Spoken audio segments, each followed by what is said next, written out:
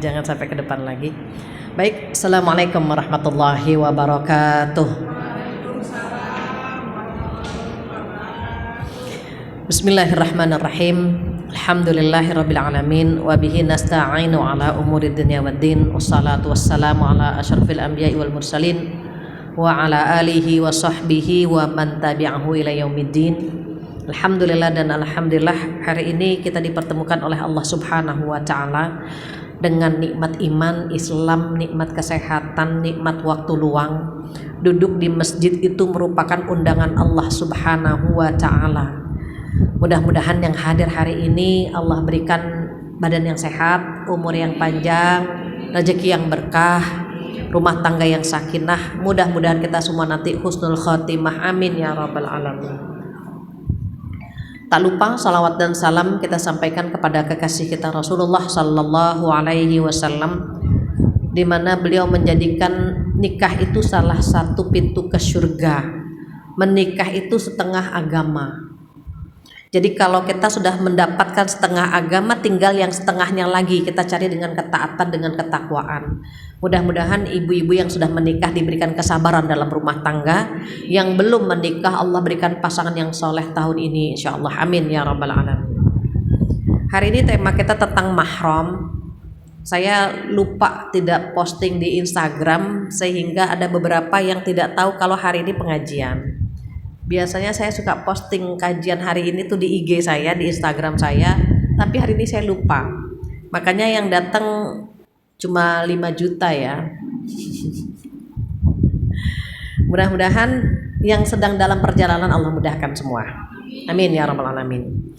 Ibu-ibu yang dirahmati Allah Subhanahu wa taala, kita masih ingat dengan surat An-Nisa ayat 22 dan 23, di mana di surat itu berbicara tentang mahram. Mahram itu orang yang tidak boleh dinikahi, beda dengan muhrim. Kalau muhrim itu yang pakai kain ihram, namanya muhrim. Kalau yang tidak boleh dinikahi namanya apa? Mahram. Mahram itu ada dua, ada mahram selama-lamanya, ada mahram sementara. Mahram selama-lamanya berarti tidak akan pernah boleh dinikahi sampai kapanpun. Tapi kalau mahram sementara harus ada batasnya, harus ada sebabnya. Jika sebabnya hilang, maka hukumnya juga berbeda, begitu. Nah, kalau kemarin sudah kita bahas tentang mahram selama-lamanya, yang biar ibu gampang ngapalin gitu ya. Jadi kalau kita baca sendiri surat An-Nisa ayat 23, itu bingung ngapalinnya siapa saja yang tidak boleh dinikahi, kan begitu. Maka kemarin sudah kita buat 3 kolom, 3 kotak, 3 kotak atau 3 kolom, di mana kita bisa membedakan, bisa membagi gitu ya, orang-orang yang haram dinikahi menjadi 3 kelompok. Ibu masih ingat yang pertama, kelompok yang pertama haram dinikahi karena faktor nasab, karena faktor keturunan, maka mereka haram dinikahi. Siapa saja ibu? Ada yang catatannya ketemu?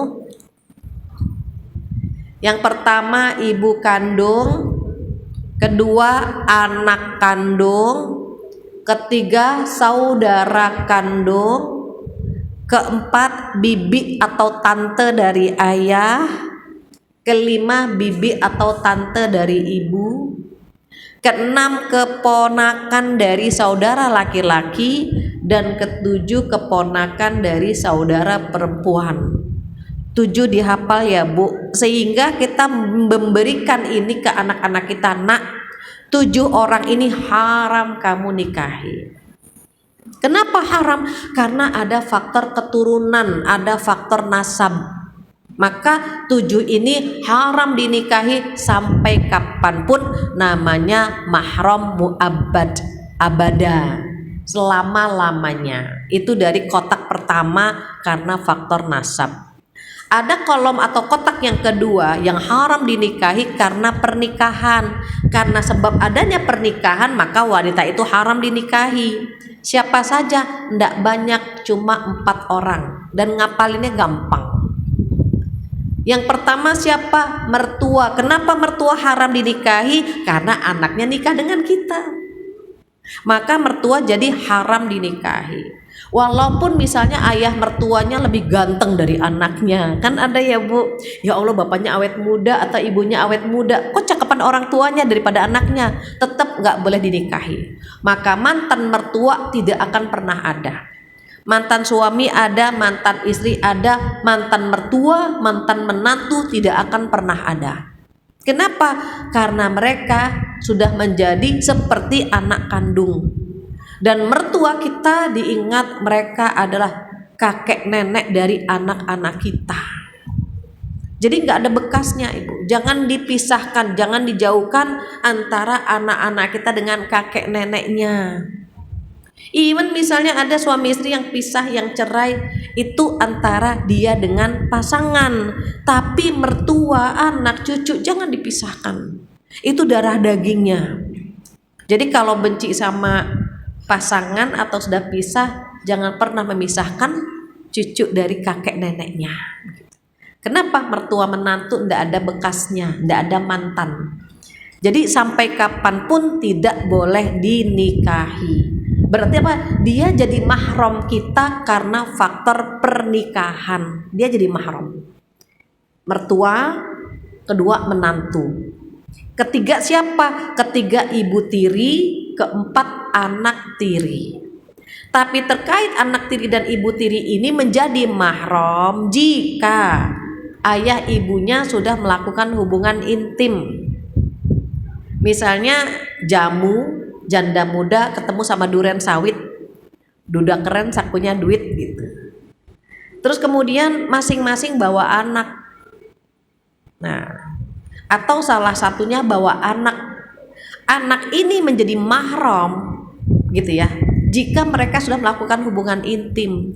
Jika belum melakukan hubungan intim, maka anak tirinya bukan mahram. Mereka belum melakukan hubungan intim, malam pertama istrinya haid, istrinya mens, jadi nggak bisa melakukan hubungan intim. Esok harinya anak tirinya datang. Ya Allah, anak tirinya cantik banget gitu, lebih cantik dari ibunya. Kemudian ibunya diceraikan, dinikahi anak tirinya, boleh nggak?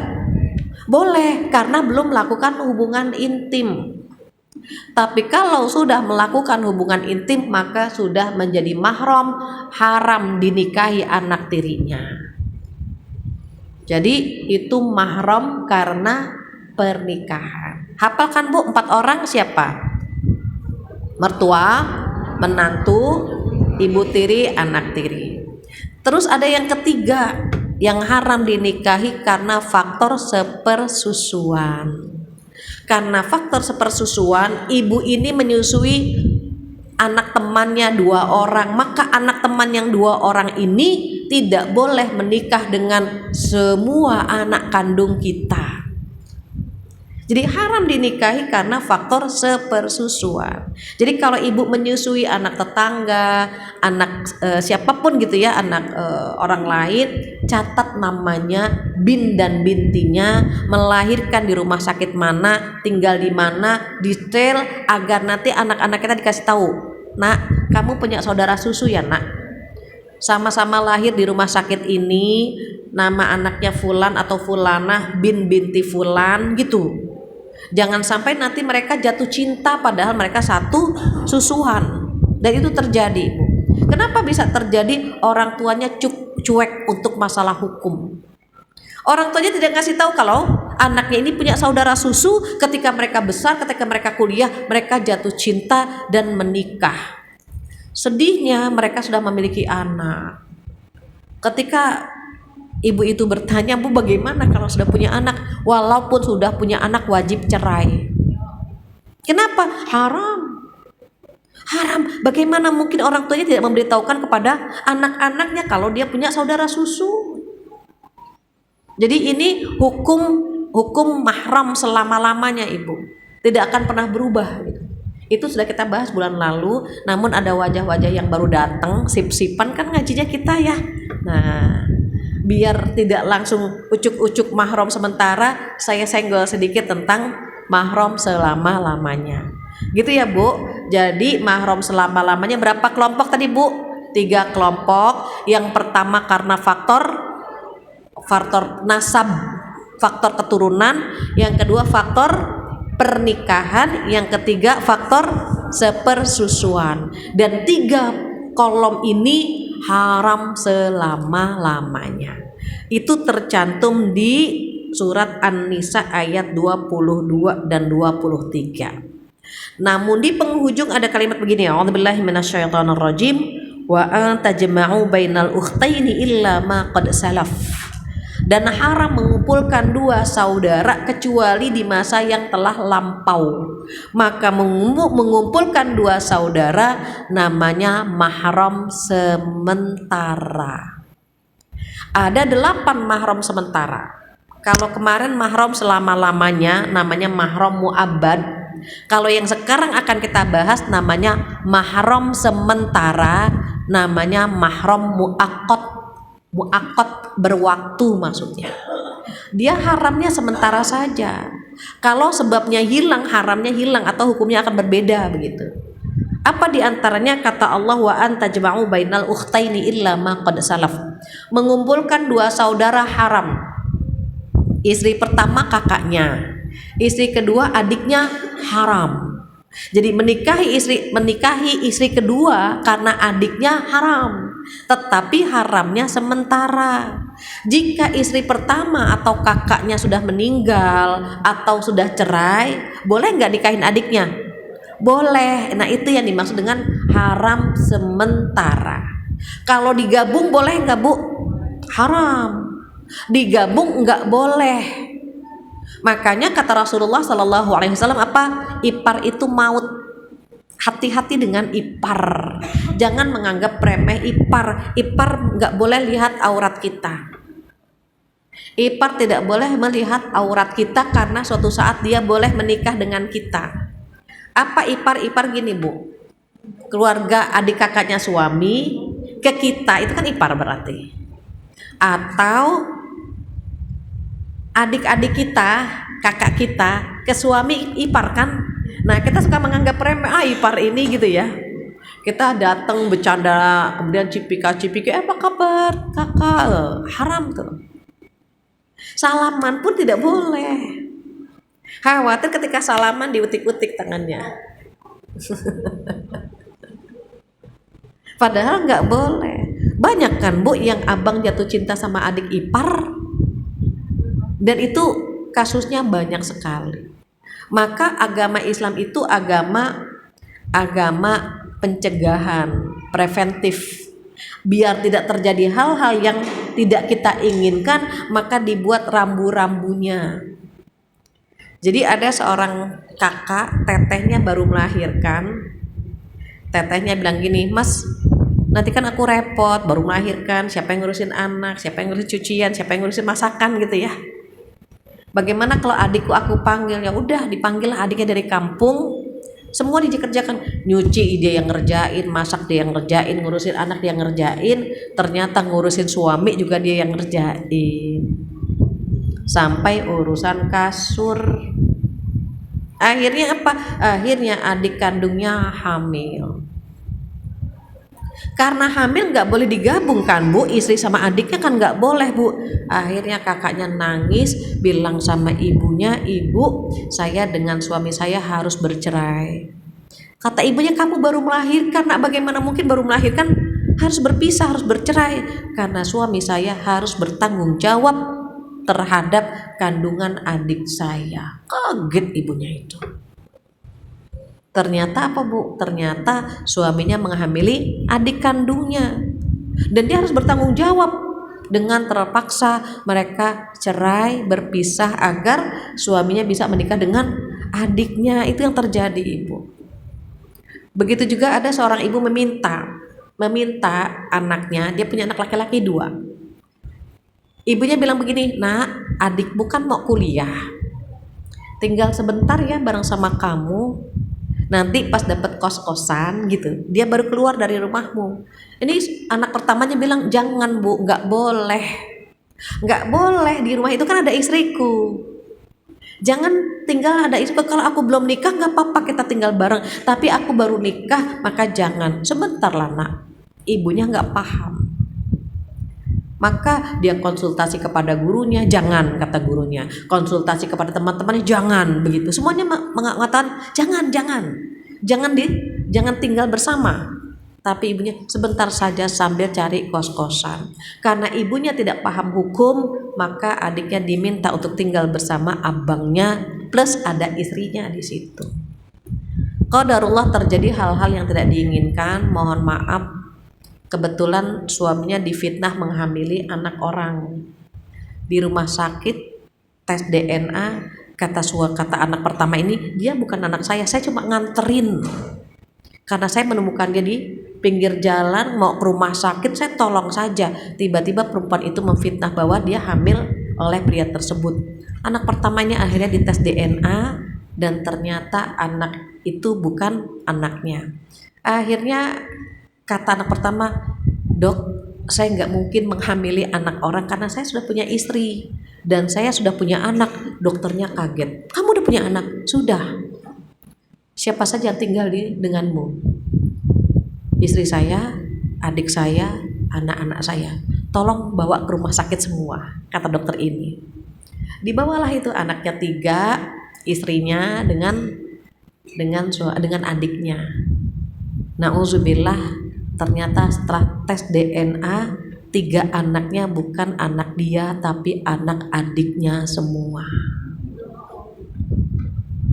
Karena makanya dokter kaget, kamu udah punya anak, kenapa ketika dites spermanya itu spermanya tidak bisa memberikan keturunan, spermanya nggak sehat, spermanya nggak kuat gitu. Makanya kaget dokter ini, kamu punya anak gitu kan? Iya, bagaimana mungkin, karena ketika dites spermanya itu nggak sehat gitu. Makanya disuruh datang ke rumah sakit, ternyata anak 3 yang dirawat selama ini adalah anak adiknya.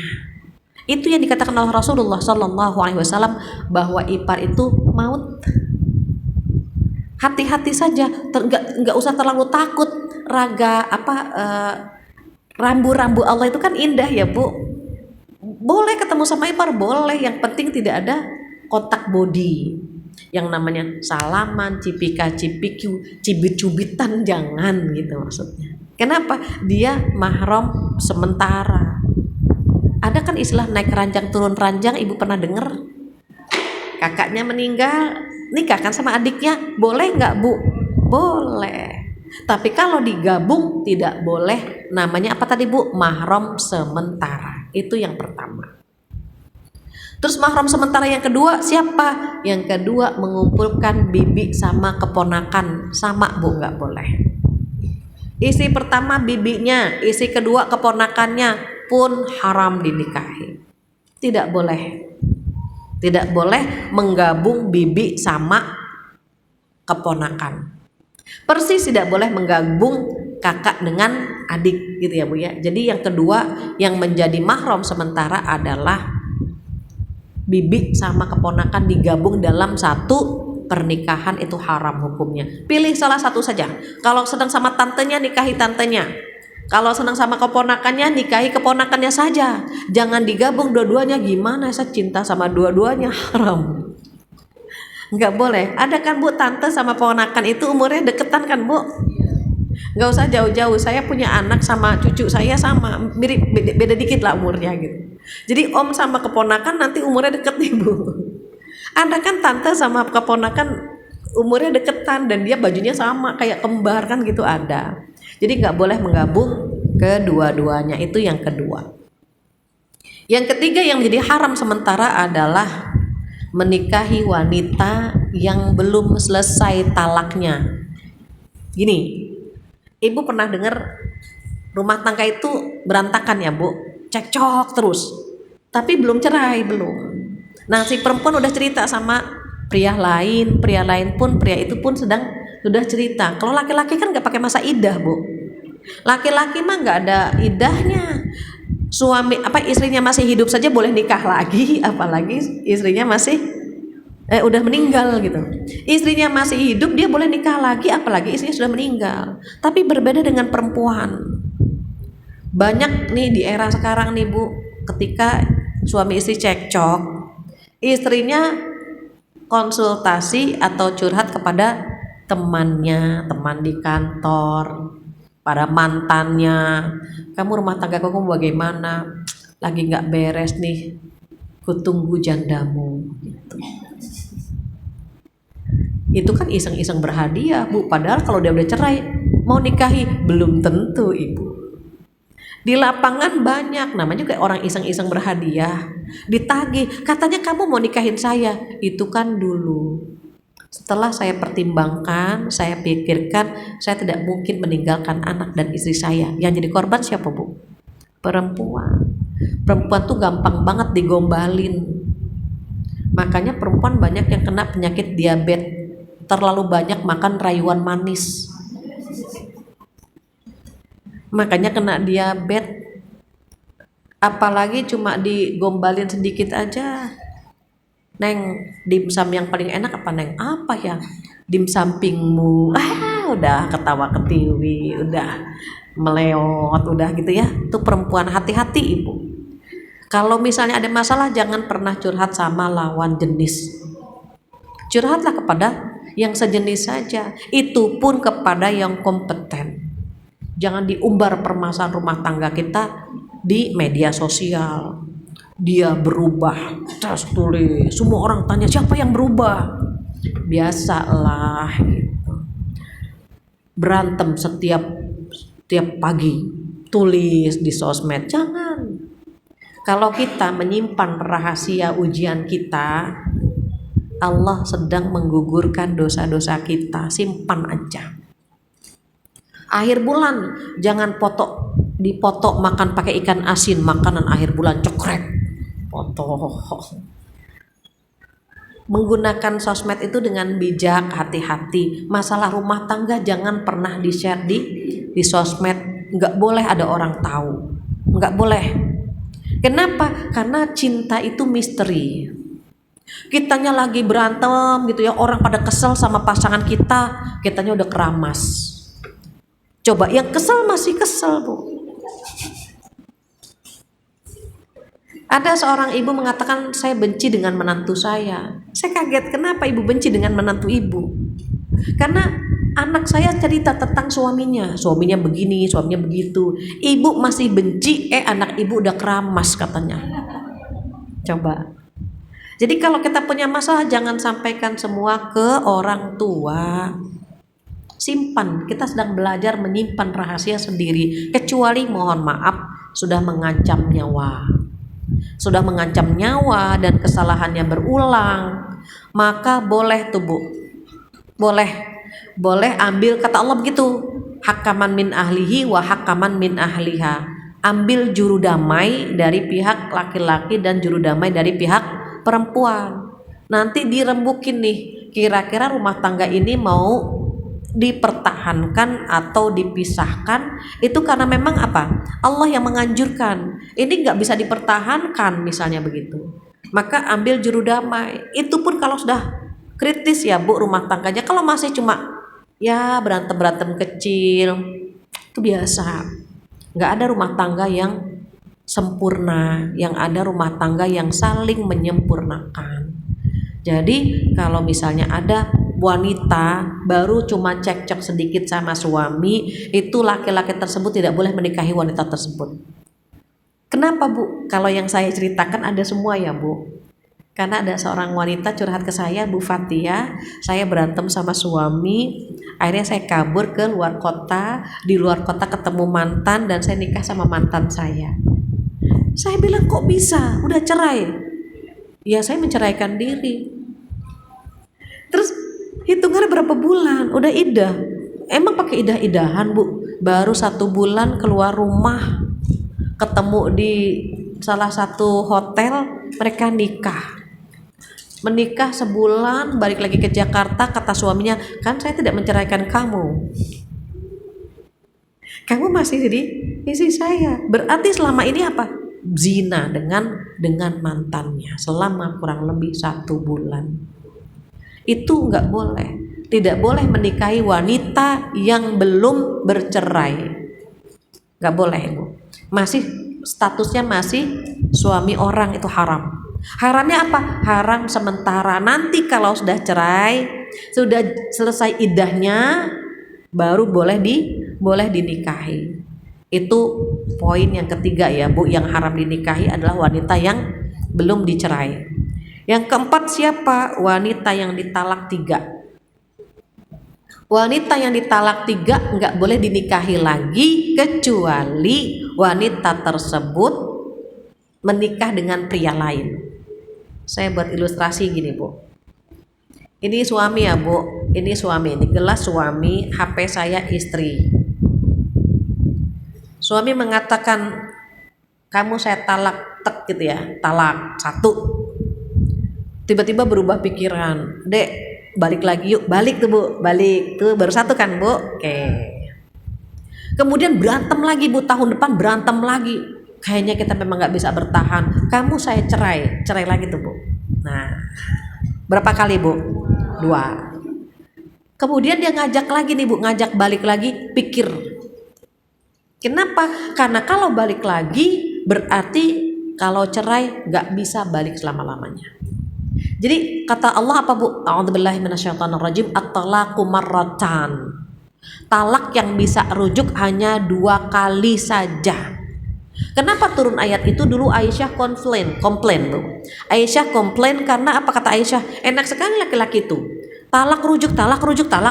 Ada yang 5 kali, ada yang 10 kali gitu Bu. Bahkan ada yang 16 kali. Habis ditalak rujuk begitu Bu. Akhirnya ketika Aisyah bertanya kepada Rasulullah, kenapa laki-laki mentalak merujuk berkali-kali? Turunlah surat at-talaqu marratan. Talak itu hanya 2 kali. Jadi kalau sudah ditalak 2 kali, ini saya bilang sama jamaah saya, Mbak tolong pikirkan. Kenapa? Karena kalau rujuk, saya bilang nih, kalau rujuk kemudian suami kambuh lagi, menceraikan lagi, Mbak nggak bisa nikah lagi sama dia kecuali menikah dengan pria lain. Oh gitu ya Bu? Iya. Kalau sudah 3 kali talak nggak bisa nikah lagi Bu, nggak bisa balik lagi. Itu haramnya haram sementara, mahramnya mahram sementara. Jadi haram dinikahi wanita ini. Kenapa? Karena sudah 3 kali. Misalnya gini, talak Bu, oke, balikan rujuk lagi yuk, udah 2 kali nih Bu. Boleh rujuk 2 kali. Tapi kalau kamu saya cerai lagi, yang keberapa Bu? Ketiga nggak bisa balik lagi. Dek, nggak bisa balik lagi. Ini udah yang ketiga. Terus kalau aku mau balik lagi kepada kamu bagaimana? Aku harus nikah dengan pria lain. Dan nikahnya normal, nggak boleh direkayasa. Nggak boleh gini. Misalnya dia orang mampu. Dia bilang sama supirnya gini, Mas tolong nikahi istri saya dong. Ini misalnya supir ya Bu. Mas tolong nikahi istri saya ya gitu. Tapi jangan diapa-apain. Setelah sebulan ceraikan. Nah datang nanti supir nikahin perempuan ini. Setelah 1 bulan cepetan cerai, saya mau rujuk. Itu nggak boleh. Biarkan saja dia nikah normal. Kalau awet alhamdulillah. Menyesalkan si suami. Laki-laki itu nggak boleh gampang menjatuhkan talak. Anak laki-laki kita tuh harus paham banget Ibu. Jangan sampai dia mentalak cerai rujuk begitu Bu. Itu 2 kali saja yang bisa balik, yang ketiganya nggak bisa balik. Bahkan ada teman saya Bu Fatia, suami saya tuh hobi banget. Kalau kesal sedikit cerai. Saya bilang sudah berapa kali? Udah 5 kali haram kembali. Tapi kami lagi cinta-cintanya sekarang haram. Saya bilang kamu harus pisah. Akhirnya apa Bu? Pisah. Menyesal. Kenapa? Jadi mencerai itu di lisan tuh seperti makan kacang buat dia. Kenapa talak itu di tangan laki-laki? Karena kalau di tangan perempuan, itu perempuan bisa sehari bisa 3 kali mentalak suaminya Bu. Pagi-pagi suami tidur mulu, Mas kita pisah aja. Pagi-pagi udah ditalak tuh Bu, suaminya 1 kali. Nanti siang, Mas belum transfer Mas. Belum, udahlah saya nggak sanggup, kita pisah aja. Udah 2 kali Bu ditalak Bu. Makanya talak itu di tangan laki-laki agar tidak terjadi perceraian Bu? Karena hawa nafsu gitu. Sebentar-bentar cerai. Suami itu Bu kalau boleh jujur, dia sebetulnya pengen banget buka cabang. Pengen banget ganti casing tuh pengen banget Bu, itu fitrahnya begitu. Apalagi sekarang kan perempuan, masya Allah ya Bu ya, penampilannya, godaannya, suaranya, itu dia pengen banget gitu. Makanya hati-hati jangan sampai suami kita komentar begini, Ibu, surat nikah di mana? Ada di lemari. Kenapa? Ada expirednya nggak? Berarti dia udah bosen banget Bu kalau nanya ada expirednya nggak tuh gitu. Kadaluarsanya kapan pernikahan kita? Nikah nggak ada expirednya Bu. Surat nikah nggak ada expirednya. Paspor ada expirednya. Tanggal sekian harus diganti, tapi surat nikah nggak ada. Kenapa? Akad pertama dan terakhir insya Allah selama-lamanya. Jadi haram menikahi wanita yang sudah ditalak berapa Bu? 3. Haram, nggak boleh rujuk lagi Bu. Hati-hati. Talak pertama oke, boleh rujuk. Talak kedua oke, boleh rujuk. Talak ketiga itu perpisahan selama-lamanya. Jadi itu yang disebut dengan mahram atau haram sementara. Yang kelima apa? Yang kelima menikahi wanita musyrik. Menikahi wanita musyrik haram? Ya. Menikahi wanita musyrik haram sampai dia memeluk agama Allah. Kalau dia jadi mu'alaf boleh, sebab haram dinikahi karena kemusyrikannya. Tapi kalau dia sudah menjadi mu'alaf sudah boleh gitu. Ini mau mengingatkan sekali lagi, Ibu mohon maaf jika ada anak kita, teman kita menikah dengan mu'alaf, harus siap capek. Banyak Bu sekarang, masya Allah dia dapat pahala ya Bu ketika menikahi non muslim, dan non muslim ini jadi mu'alaf, dia dapat pahala. Kenapa? Bisa menarik non muslim kepada agama Allah. Pahalanya apa? Insya Allah dunia beserta isinya. Tapi harus siap capek. Dia harus ngajarin semuanya, ngajarin sholat, ngajarin gitu Bu, ngajarin toharoh, ngajarin ngaji, itu harus capek. Kenapa? Jamaah saya banyak yang nikah sama mu'alaf tapi nggak siap capek. Capek ya, dia nggak ngerti apa-apa. Loh itu kan pilihan kamu waktu nikah. Hidup itu pilihan. Jadi waktu milih dia sebagai suami, memilih mu'alaf sebagai suami, harus siap capek. Saya katakan seperti kita ke restoran. Kalau kita nikah dengan pasangan yang sudah ngerti, itu kita tinggal jalan bareng-bareng. Sama misalnya kita pergi ke restoran gitu ya Bu, kita tinggal nunggu makanan datang aja gitu. Makanan datang langsung kita santap. Tapi kalau nikah sama mu'alaf, seperti kita mau makan sate tuh Bu, nyembleh dulu gitu. Kita sembelih dulu, kita kuliti dulu, kita pilih dulu mana daging mana lemak, kita tusuk-tusuk dulu gitu Bu. Kenapa? Kan dia belum paham agama kita. Capek memang, tapi kalau sudah jadi sate enak gitu. Cuma harus berkorban tuh Bu. Nusukin dulu, bakar, kipas-kipas gerah. Yang lain sudah makan, sudah pulang, dia masih ngipas-ngipas aja gitu. Kalau dia nikah memang dia bawa misi, ini saya nikahin non muslim, berarti saya harus mengislamkan dia keseluruhannya. Harus siap Ibu. Terus gimana dong kalau dia nggak bisa masak sendiri karena capek tadi Bu? Aduh ngos-ngosan lah, kalau nyembleh capek, nusuk-nusuk, panggil aja chefnya. Panggil chef maksudnya bagaimana? Panggil guru ke rumah. Jadi kalau Bu Fatia gimana nih, istri saya nggak ngerti apa-apa gitu, istri saya nggak paham apa-apa, saya bilang wajib diajarkan. Kalau masnya nggak ada waktu, panggil guru ke rumah, mas belajar bareng. Kan mas nggak mau capek, saya bilang panggil guru ke rumah. Kewajiban suami mengajarkan 3 ilmu kepada istrinya. Ilmu apa saja? Yang pertama ilmu yang terkait dengan akidah. Kalau sudah mengucapkan asyhadu an la ilaha illallah wa asyhadu anna Muhammad Rasulullah, sembahan-sembahan yang lain pergi semua. Jangan ada sembahan-sembahan yang lain. Otomatis nggak boleh syirik, nggak boleh datang ke paranormal, orang pinter, orang bodoh, orang ini, orang itu, nggak boleh. Percaya dan meminta kepada mereka 40 hari, 40 malam sholatnya tidak diterima. Itu suami yang perlu mengajarkan istrinya. Kalau ibu-ibu di sini kan udah jadi sate semuanya, udah tahu semua. Suami senang banget dapat istri kayak ibu ya Bu ya.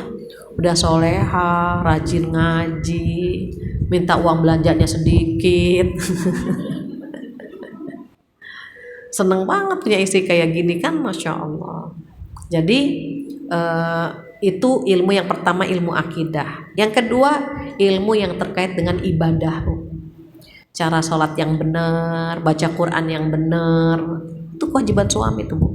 Suami, ayah akan ditanya sama Allah nanti terkait dengan kondisi istri dan anak-anaknya. Jadi orang tua itu, jadi suami ya, jadi ayah itu gak gampang Ibu. Dia bertanggung jawab semua tentang kondisi anak istrinya. Sandang pangan, pangan papan, itu udah harus tanggung jawab suami. Ilmu melindungi, ilmu dunia, ilmu akhirat, itu suami tuh Bu. Ilmu akidah, ilmu ibadah, yang ketiga ilmu yang terkait dengan akhlak, itu suami harus tanya semuanya. Makanya tagih tuh Bu, Mas katanya waktu nikah mau ngajarin ngaji, kok sekarang nggak sempet ngajarin ngaji? Iya, aku panggilin guru ya. Itu tagih Bu, Mas panggilin guru dong, saya pengen belajar. Terus kalau nggak bisa manggilin guru bagaimana? Izinkan istri dan anak-anak yang menuntut ilmu di luar. Berdosa Bu, kalau suami udah nggak ngajarin, nggak manggil guru ke rumah, nggak ngizinin istrinya menuntut ilmu, dia akan ditanya oleh Allah Subhanahu wa Ta'ala. Maka yang kelima tadi, haram menikahi wanita musyrik sampai dia memeluk agama Islam. Yang keenam apa? Haram menikahi wanita pezina sampai dia bertaubat. Di surat An-Nur ayat 26 ada ayat bunyinya, laki-laki keji untuk perempuan keji gitu ya, perempuan baik-baik untuk perempuan baik-baik dan seterusnya. Boleh Neng tolong dibacakan surat An-Nur ayat 26. Surat 24 ayat 26.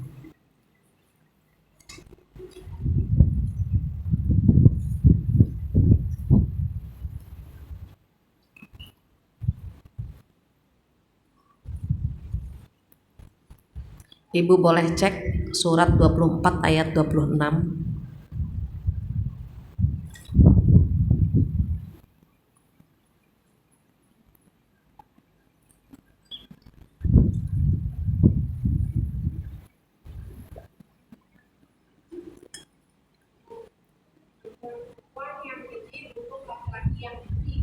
Dan laki-laki yang keji untuk perempuan yang keji pula. Sedangkan perempuan yang baik untuk laki-laki yang baik, dan laki-laki yang baik untuk perempuan yang baik pula. Mereka itu bersih dari apa yang dikeluhkan orang. Mereka memperoleh ampunan dari rezeki yang mulia juga. Iya, ini ayat ini ada dua tafsiran Ibu. Yang pertama terkait fitnah Aisyah ya Bu. Ketika Aisyah difitnah selingkuh, itu berita hoax pertama itu Bu. Berita hoax pertama. Jadi sejak masa Rasulullah udah ada berita hoax, fitnah. Orang-orang munafik memfitnah Aisyah selingkuh dengan Sofwan. Itu fitnah yang sangat keji. Maka orang-orang munafik itu dikatakan apa? Kalau orang yang keji akan mengeluarkan kalimat yang keji pula gitu. Nih gelas atau teko itu kan ngeluarin isinya kan Bu. Kalau isinya kopi, yang keluar apa? Kopi. Kalau yang isinya air putih, keluarnya air putih. Jadi kalau kita mengeluarkan kata-kata itu tergantung hatinya. Kalau hati kita bersih, yang keluar itu kalimat thayyibah. Kalau hati kita kotor, yang keluar akan keluar kata-kata kotor. Jadi itu yang pertama. Yang kedua apa? Yang kedua terkait dengan pasangan. Orang baik-baik insya Allah dipertemukan dengan orang baik-baik. Orang yang tidak baik pun ketemunya dengan orang yang tidak baik. Walaupun jika kita menapaktilasi perjalanan orang-orang terdahulu, para nabi gitu ya Bu ya, salafus soleh, itu orang besar diuji lewat pasangannya.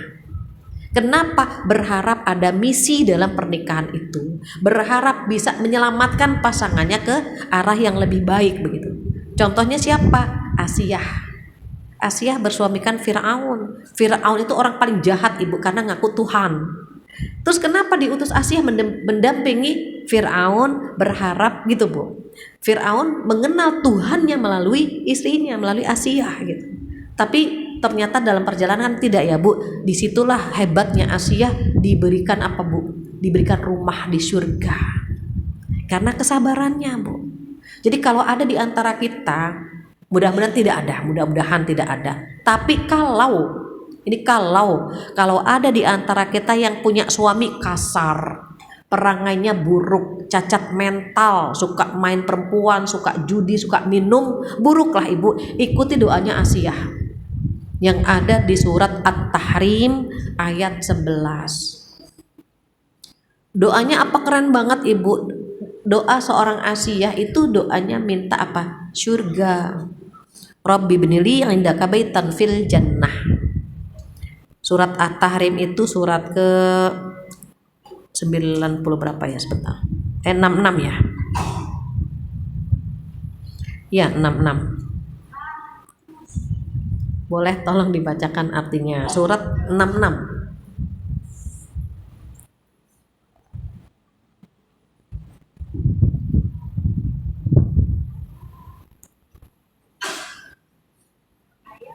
Sebelas neng.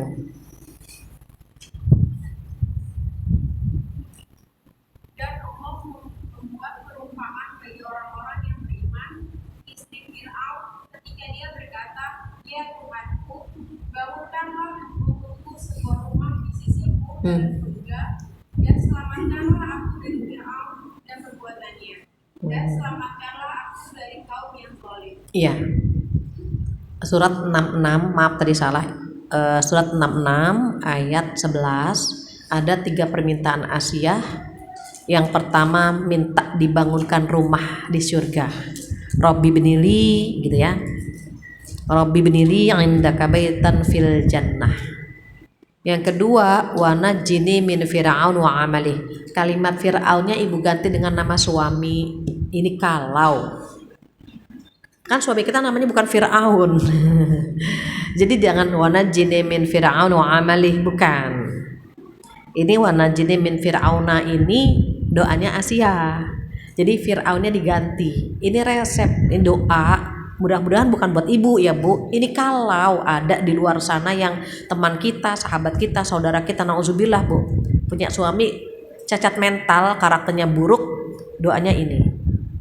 Ya Allah selamatkanlah aku dari fulan dan perbuatannya. Apa yang ketiga? Wanajjini minal qaumil zalimin. Dan selamatkanlah aku dari kaum yang zalim. Siapa sih kaum yang zalim? Yang membantu suami kita melakukan dosa, yang menutup-nutupi, yang kan banyak tuh bu. Kalau orang selingkuh satu kantor, mereka saling menutupi kan bu. Itu kaum yang zalim tuh bu. Karena ada jamaah saya bilang begini, Bu Fatia, satu kantor udah selingkuh semuanya, tinggal saya yang belum. Coba ibu, ngeri ya bu. Satu kantor, satu lantai, satu lantai. Jadi kan di kantor ada beberapa lantai itu bu. Satu lantai, mohon maaf. Satu lantai itu sudah selingkuh semua, tinggal saya. Ada satu bapak di pojok udah ngasih isyarat gimana gitu. Saya bilang astagfirullah, jangan bu, jangan. Karena kita udah sama-sama tahu bu. Nah itu wanajjini minal qaumil zalimin, dan selamatkanlah aku dari kaum yang zalim. Tuh mereka tuh bu, yang zalim, yang nutup-nutupin semuanya itu zalim itu. Kan haram bu, nggak boleh. Jadi kalau ada, mohon maaf, perempuan tidak baik, itu tidak boleh menikah dengan laki baik-baik. Terus gimana? Tunggu sampai dia taubat. Yang pernah saya cerita sama ibu, bagaimana seorang pria telepon saya, dia terus terang, Bu Fatia, saya ketika SMA sering jajan. Dari SMA? Iya bu, sampai saya kuliah. Berapa kali? Saya bilang. Minimal tuh sudah 5 kali. Tapi saya pengen punya istri solehah, kata dia. Saya pengen punya istri yang bisa jadi ibu dari anak-anak saya. Tolong hukum saya. Saya bilang nggak bisa saya menghukum. Ini bukan negara Islam. taubat saja. Ibu tolong hukum saya, kasih hukuman buat saya apa? Akhirnya saya suruh tuh Bu 5 hal. Taubat, sholat tahajud setiap malam, baca Al-Quran sehari 1 juz, baca Al-Maksurat, sama sedekah kalau tidak salah. Oh, puasa Senin Kemis 5. Oke, sebulan Bu telepon lagi, Bu Fatia, saya sudah tunaikan semuanya. Udah taubat? Sudah. Karena laki-laki, jadi saya minta dia cek HIV ya Bu, karena kan minimal 5 kali dia udah mengerjakan. Karena yang lainnya sudah tuh Bu, taubat sudah, tahajud sudah, baca Quran, puasa Senin Kemis, baca Al-Masuk sudah, zikir pagi petang sudah semua. Akhirnya ketika diminta tes HIV lama tuh Bu, nunggu 3 bulan baru telepon saya, Bu Fatia, qadarullah, hasil tes saya itu kebawa Bu, keluar kata dia, ke Malang, jadi harus ke Malang, mungkin ini hukuman buat saya. Dia cari Bu ke Malang hasil tes dokternya tuh Bu, entah bagaimana qadarullah begitu. Jadi saya butuh waktu. Saya tanya hasilnya bagaimana, dia mau nangis ya Bu. Bu Fatia, saya negatif katanya. Saya nggak kena HIV, padahal minimal 5 kali Bu, dengan perempuan yang berbeda, perempuan begitulah. Akhirnya saya udah boleh ta'aruf Bu, boleh.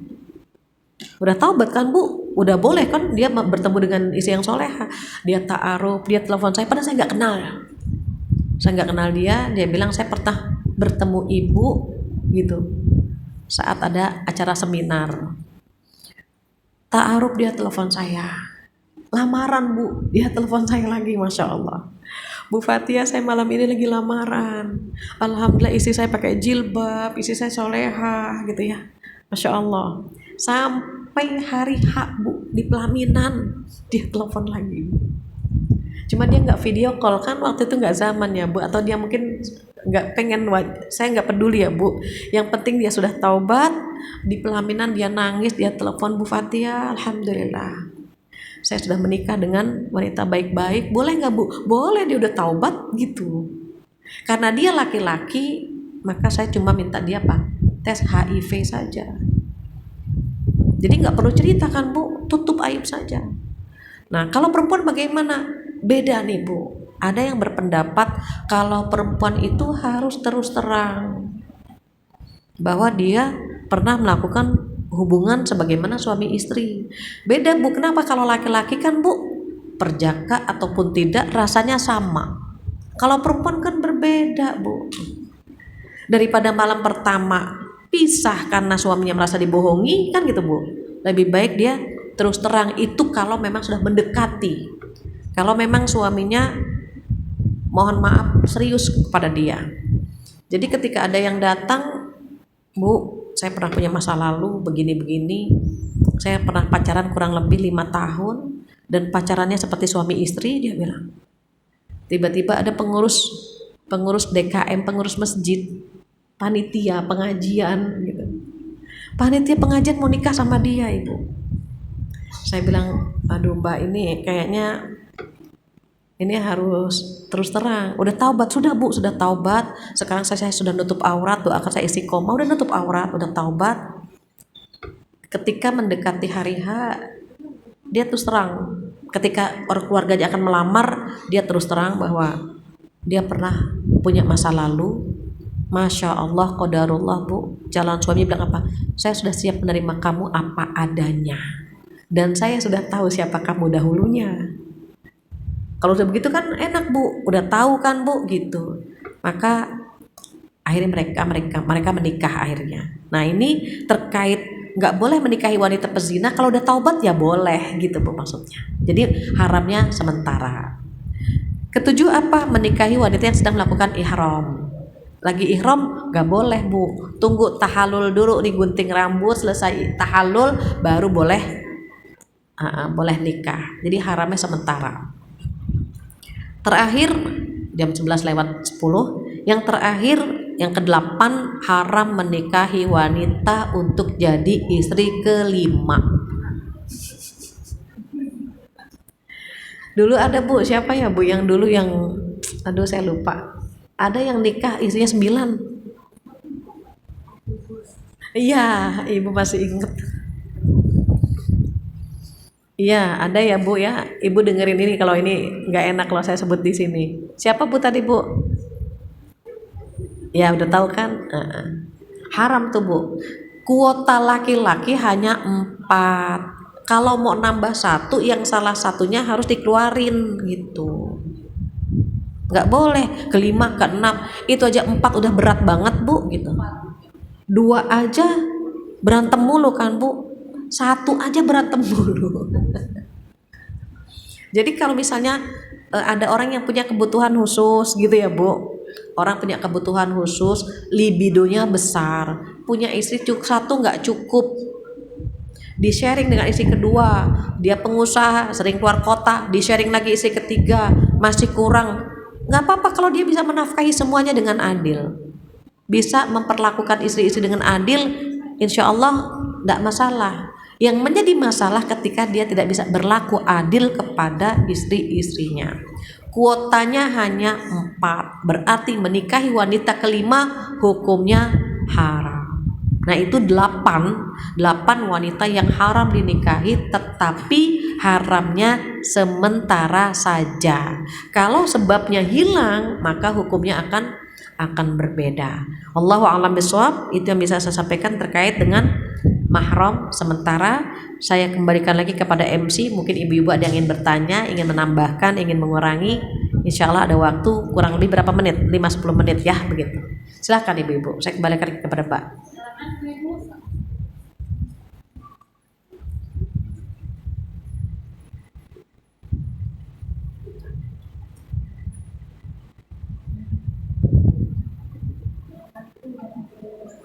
Waalaikumsalam warahmatullahi wabarakatuh. Kalau seorang laki-laki yang mau berbulan, dia tidak boleh menjaga diri karena apakah dirinya ada bisa. Iya, baik. Seorang laki-laki ketika akan menikah lagi tanpa izin istri pertama boleh nggak? Boleh. Karena umumnya kalau izin nggak diizinin. Iya kan Bu? Belum nikah aja udah berantem, udah nggak ngizinin. Apalagi kalau izin, itu perang terus dan nggak bakalan diizinin gitu. Hanya ada wanita-wanita pilihan yang memang bukan ngizinin, malah nyuruh ibu. Mas mau nikah lagi nggak? Aku punya temen loh mas. Masya Allah itu perempuan bener-bener 3S. Udah solehah, sabar, cantik. Mau nggak gitu? Jarang kan Bu yang begini. Tapi saya ketemu sama perempuan-perempuan hebat yang seperti ini. Dicariin Bu. Jadi bukan berbasa-basi, bukan ngambek, bukan. Ya udah nikah lagi aja, bukan gitu Bu. Bener-bener nyariin. Kita kan kalau ngambek, ya udah nikah lagi sambil ngasah pisau. Suami mana berani Bu. Jadi kalau dia nggak izin, nikahnya sah nggak? Sah. Nikah siri itu sah, hanya tidak tercatat di KUA, itu saja. Nikahnya sah karena persyaratannya terpenuhi. Ya ada mahar, ada wali, ada gitu Bu, ijab qabul, saksi dan seterusnya, semua terpenuhi gitu. Jadi boleh, tapi mohon maaf jika ternyata nanti ketika punya istri lagi dia tidak berlaku adil, maka dia berdosa. Di hari kiamat jalannya miring. Apa kata bapak-bapak Bu Fatihah? Justru kalau satu jalannya miring Bu, kalau dua jadi rata begini. Biar seimbang katanya. Jadi mereka tuh nggak ada matinya Bu untuk urusan yang satu ini gitu ya. Baik, gimana?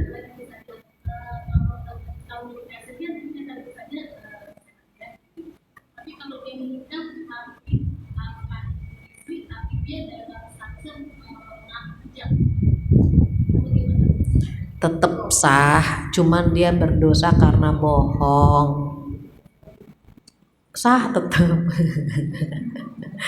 Bingung ya? Sah, tetap sah. Iya boleh. Mudah-mudahan bukan mbaknya ya.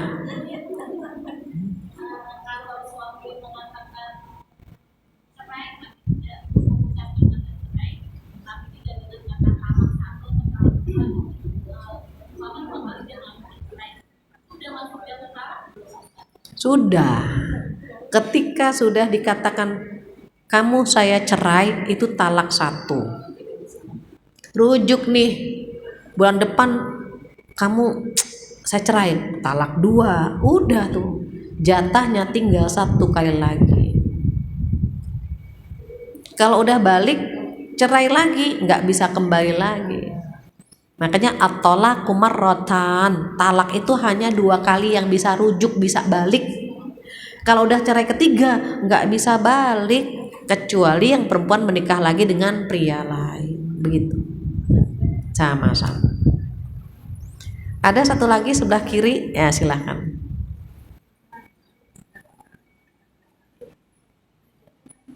Assalamualaikum warahmatullahi wabarakatuh. Waalaikumsalam. Masya Allah, sangat luar biasa ya Islam itu membuat rambu-rambu ataupun aturan-aturan dalam hukum pernikahan. Nah, yang ingin saya tanyakan adalah kenapa agama Islam, maksudnya Allah itu membuat rambu-rambu terhadap